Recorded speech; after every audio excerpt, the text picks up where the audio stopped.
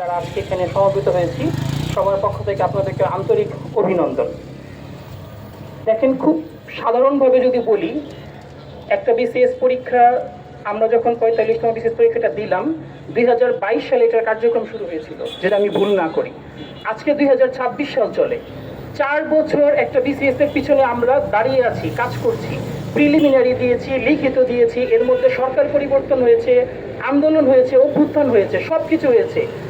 কিন্তু এরপরেও 4 বছর পরেও যদি আমাদেরকে এখানে দাঁড়ায় বলতে হয় যে আমরা বঞ্চিত, এর থেকে হতভাগা আর কেউ হইতে পারে না। খুব স্বাভাবিক কথা। এখন প্রশ্ন হইল যে ভাই, আপনারা কেন বলবেন আপনারা হতভাগা? দেখেন, আমরা 45তম বিসিএস পরীক্ষায় উত্তীর্ণ হয়েছি বলতে গেলে ভাইবা দিয়েছি।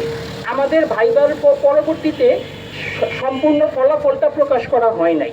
অর্থাৎ যারা ক্যাডারে সুপারিশপ্রাপ্ত হয়েছে তাদের রোলগুলো দেওয়া হয়েছে, যারা নন ক্যাডারে সুপারিশপ্রাপ্ত হয়েছে তাদের রোলগুলো দেওয়া হয়েছে।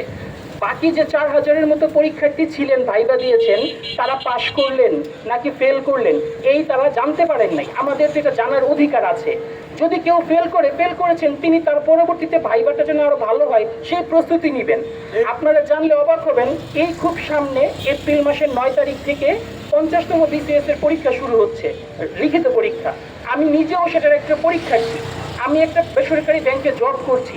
সবকিছু বাদ দিয়ে আমাকে আজকে পিএসসির সামনে দাঁড়াতে হচ্ছে আমাদের অধিকারগুলোর কথা বলার জন্য। এর থেকে দুঃখের কথা আর হতে পারে না। আমরা যদি বলি যে আমাদের সাথে কি বৈষম্য করা হলো, ঠিক আমাদের 45তম বিসিএস এর আগের বিসিএসটা ছিল 44তম বিসিএস। সেই বিসিএসটাতে ক্যাডারের ফলাফলটা 3বার দেওয়া হয়েছে। সম্পূরক ফলাফল যেটাকে আমরা বলছি, একই ক্যাডারে সুপারিশপ্রাপ্ত এবং লোয়ার ক্যাডারে সুপারিশপ্রাপ্ত বিষয়গুলোকে দূরীভূত করার জন্য। কিন্তু আমাদের দুর্ভাগ্য ছাড়া আর কিছুই না, না রাষ্ট্রের দুর্ভাগ্য না পিএসসির দুর্ভাগ্য আমরা জানি না। 45তম বিসিএসে এসে সেই সম্পূরক ফলাফল দেওয়া হয়নি। আমরা বারংবার সম্মানিত পিএসসি স্যারদের কাছে গিয়েছি, অনুরোধ করেছি যে স্যার 44 যদি 3বার সম্পূরক পেতে পারে, আমরা তো স্যার একবারও পেতে পারি, কিন্তু আমরা সেই সম্পূরক ফলাফলটা পাইনি। তারপরে দেখেন 44তম বিসিএস, ঠিক আমাদের আগের বিসিএসটা, ওরা নন ক্যাডার অধিযাচনের সুযোগ পেয়েছে। ওরা প্রায় 4000-এর মতো নন ক্যাডারের পদ পেয়েছে, কিন্তু আমরা অধিযাচনের সুযোগ থেকে বঞ্চিত হয়েছি। আমাদেরকে কোনো অধিযাচনের সুযোগ দেওয়া হয়নি। উপরন্তু আমাদের যে সার্কুলার উল্লেখ ছিল 1000-এর অধিক পদ সংখ্যা, এখান থেকে যে কোনো কারণেই হোক প্রায় 450 এরকম পদ সরিয়ে নেওয়া হয়েছে।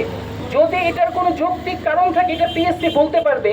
আমাদের দাবি হলো, যদি পদগুলো যৌক্তিক কোনো কারণেও সরায় নেওয়া হয়, আমাদেরকে সমসংখ্যক বা এর থেকে বেশি পদ এটার জন্য দেওয়া হোক। এবং